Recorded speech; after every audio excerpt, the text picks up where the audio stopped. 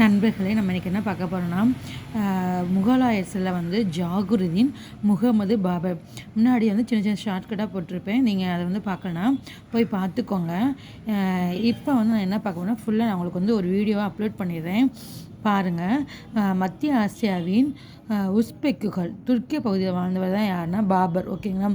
பாபர் வந்து சாவாவி, அதாவது ஈரான் ஆட்சி செய்த அரசு வம்சத்தினர், ஜியா முஸ்லீம் பிரிவை ஆதரித்தவர்கள், உதுமனி துர்க்கிய சன்னி முஸ்லீம் பிரிவை சேர்ந்தவர்கள் ஆகியோருடன் நடைபெற்ற மேலகத்தின் போட்டி சாமர்கண்ட் பகுதியான பாபர். ஓகேங்களா. தனது வளத்துக்கான வாய்ப்புகள் வேறு இடங்கள் தேடி செல்ல கட்டாயப்படுத்தப்பட்டது. ஏன்னா அங்கே பிரச்சனை நடந்திருக்கு, போர் போயிட்டுருக்கோம். அதனால் பாபர் வந்து எங்கன்னா தென்கிழக்கு ஆசிய நாடான இந்தியாவுக்கு வந்து வரலாம் அப்படின்னு பிளான் பண்ணியிருப்பார். அவர் யாருடைய வழி வந்தவர் அப்படின்னா தைமூர். ஓகேங்களா. தைமூர் அவருக்கு ஒரு கண் இருந்தது. அதாவது தைமூர் வந்து எங்கே ஆட்சி பண்ணியிருப்பாங்க, பஞ்சாப். அது மீது வந்து அவருக்கு ஒரு கண் இருந்திருக்கும்.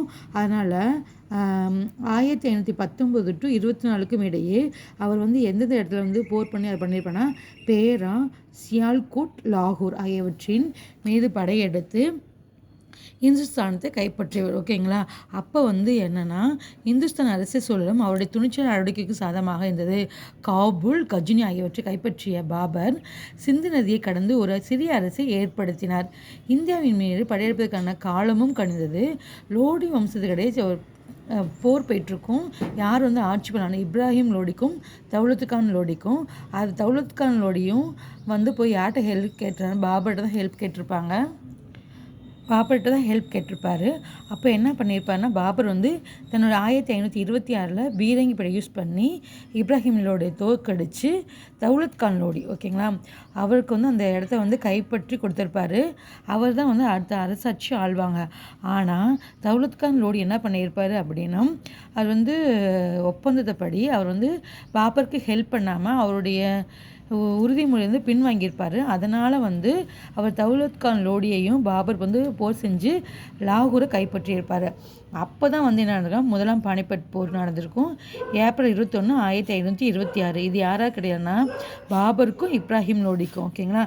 அவர் வந்து பீரங்கி படை யூஸ் பண்ணதுனால பாபர் வந்து வெற்றி பெற்றிருப்பார். அதுக்கப்புறம் அதை தொடர்ந்து நடந்த போர் தான் வந்து கான்வா போர்.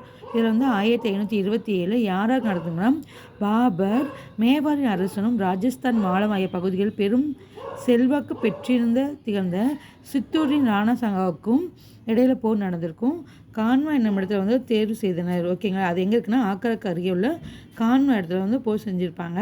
அப்போ யார் வின் பண்ணியிருப்பாருன்னா பாபர் தான் வின் பண்ணியிருப்பார். அப்போ ராணா சங்காவுக்கு யாராவது ஹெல்ப் பண்ணியிருப்பாருன்னா இப்ராஹிம் லோடியான அவர் சகோதரர் முகமது லோடி, மேவாட்டின் அரசரான கசன் கான் மேவாட்டி தான் ஹெல்ப் பண்ணியிருப்பாங்க. யாருக்குன்னா இப்ராஹிம் லோடிக்கு வந்து ஹெல்ப் பண்ணியிருப்பாங்க. இப்ராஹிம் லோடியின் சகோதரான முகமது லோடியும் மேவாட்டின் அரசரான மேவாட்டி, ஓகேங்களா, அவரும் ஹசன் கான் மேவாட்டி. ஓகேங்களா. அவர் வந்து யாருக்கு ஹெல்ப் பண்ணியிருப்பாங்கன்னா ராணா சங்காவுக்கு ஹெல்ப் பண்ணியிருப்பாங்க. ஆனால் பாபருக்கும் ராணா சங்காவுக்கும் இடையில போர் நடந்திருக்கும். அப்போ பாபர் தான் வின் பண்ணியிருப்பார். வருஷம் வந்து 1527. நம்ம அதுக்கப்புறம் என்ன பார்க்க போகிறோம் அப்படின்னா சந்தேரி போர். இது எப்போ நடந்திருக்குன்னா 1528. இது வந்து மாலவ பகுதியின் மீது பாபரின் மேலதிக்கு உறுதி செய்ததுக்காக சந்தேரியில் மேதினா என்பவருக்கு எதிராக செய்யப்பட்ட போராகும். இது பாபருக்கும் மேதினாவுக்கு இடையே நடைபெற்றிருக்கும். அப்போ பாபர் தான் வின் பண்ணியிருப்பார். வருஷம் 1528. காக்ரா போர். காக்ரான்றது வந்து என்ன, கங்கையின் துணை நதி ஆகும். இது வந்து யாருக்கும் இடையே நடைபெறும்னா இப்ராஹிம் லோடியின் சகோதரர் முகமது லோடிக்கும் அவரது மருமகன் சுல்தான் ஹஸ்ரத் ஷாவும் 2 பேரும் சேர்ந்து பாபருக்காக எதிராக கலகம் செஞ்சுருப்பாங்க. அதை எதிர்த்து தான் வந்து பாபர் போர் தொடுத்து 1530 வந்து வெற்றியை பெற்றிருப்பார் நண்பர்களே. ஆனால் என்ன பண்ணுறது, அங்கேருந்து வர வழியில் அவர் வந்து பாபர் இறந்திருப்பார். பாபருடைய சுயசரிதை நூலானது என்னென்னா துசிகி பாபரி. பாபர் நம்ம இது வந்து எந்த மொழியில் எழுதியிருப்பாங்க, துருக்கி மொழி தான் எழுதியிருப்பாங்க. அதை சகதின்னு சொல்லுவாங்க நண்பர்.